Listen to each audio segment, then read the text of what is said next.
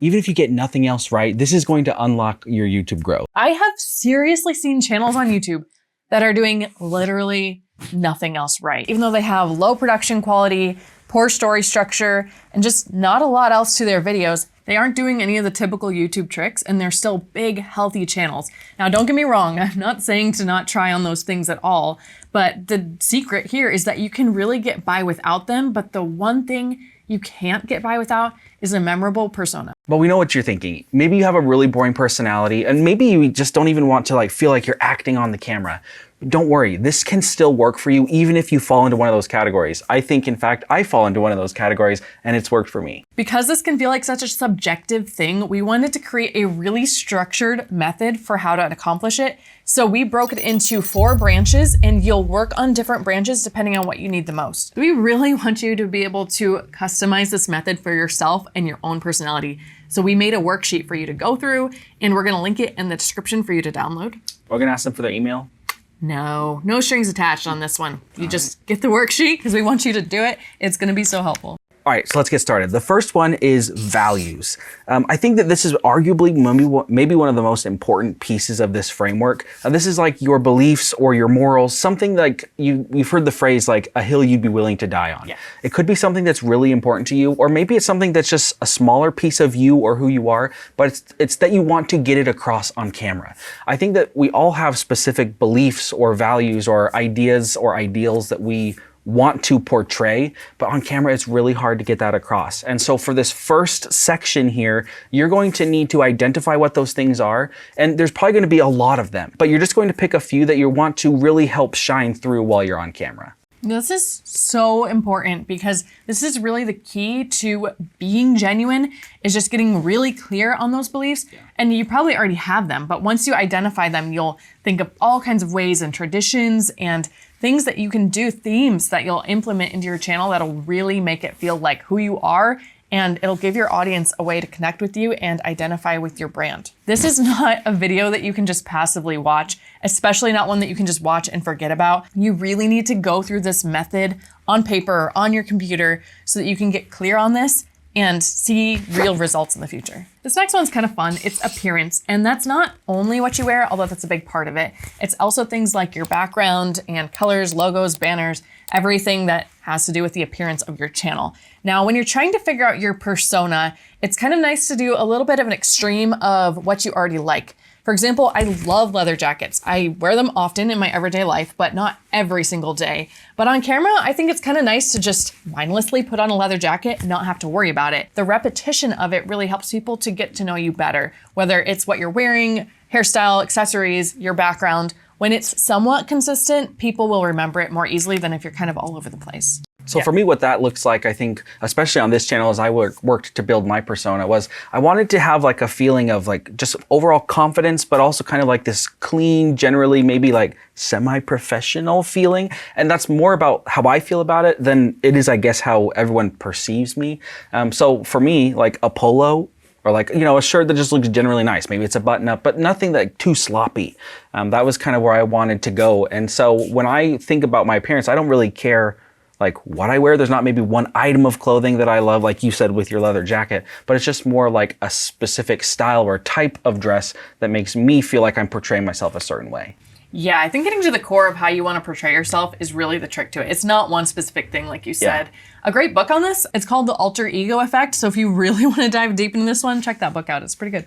One other example that I'll share really quick is I have a personal channel that is a lot less formal. And on that channel, the types of videos that I'm creating, since it's more entertainment or connection, they feel a lot more laid back and casual. So if I showed up wearing a button-up shirt on every single one of those videos, it just wouldn't quite feel right. And so I've been trying on that channel to portray myself just a little bit different, because it's not like I wear polos 24/7. It's just that in this setting, on this channel, teaching what we're teaching and sharing what we're sharing, it just makes sense. Yeah, I like how you're doing that. They're both genuine, but yes, they're kind of different approaches to who you are. I think on camera, it's really hard because you're only portraying like a slice of yourself, right? And so that slice of yourself, it kind of feels like you have to go all in on that. But the reality is you can still be like a 360-degree individual. Like you still have other aspects or elements of your life, even if you just go hard on one thing for a specific channel.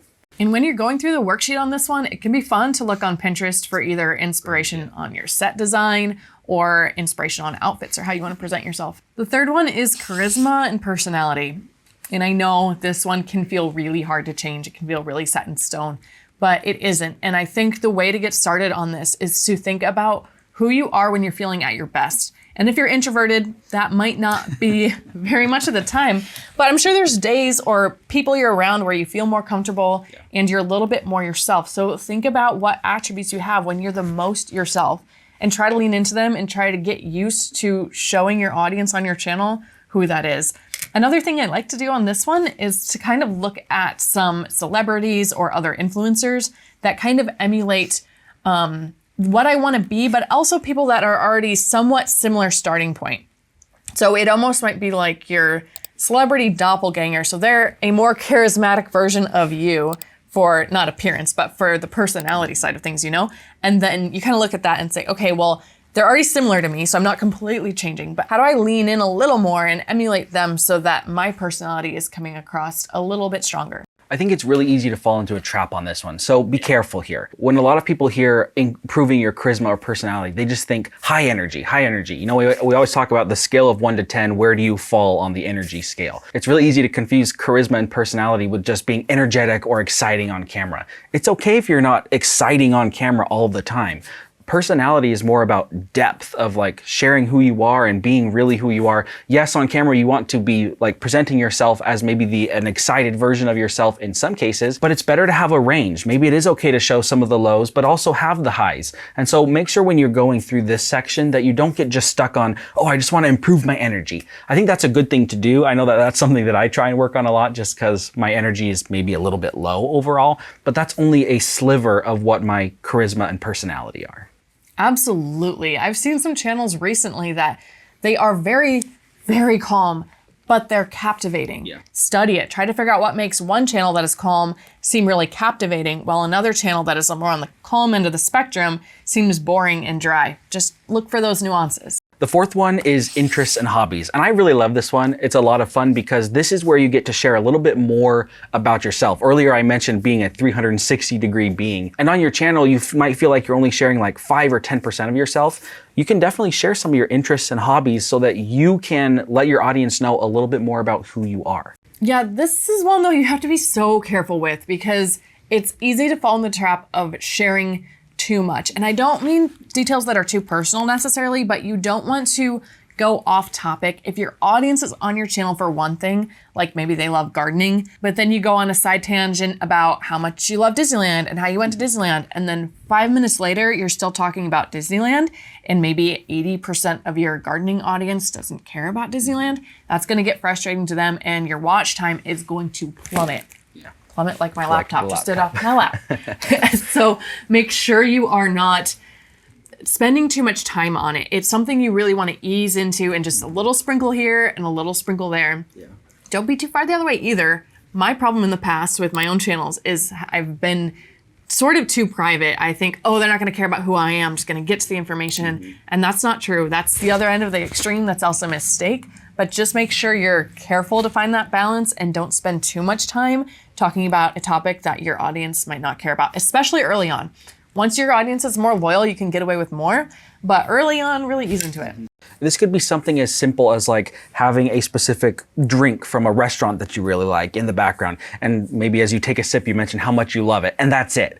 Or it could be something as simple as having an iPhone or an Android sitting on your desk or on your lap or whatever, and you just happen to mention how much you love one or the other or hate one or the other. Like, it's just these little things. It's maybe not what the audience originally came for, but they end up getting to know you little by little because you just share little tidbits about yourself.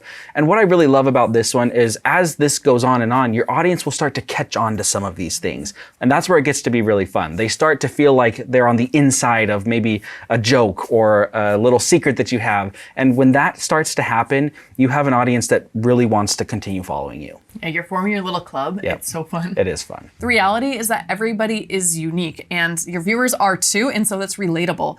But it's hard to do, we get it. It takes practice, and we just made a video where we practice on camera for 30 days straight. We did 2 versions of this challenge and we compared them, one we purchased and one we made up ourselves. So go check that out so you can decide which version you want to do for your own challenge. It will seriously help you get better on camera. Go do it.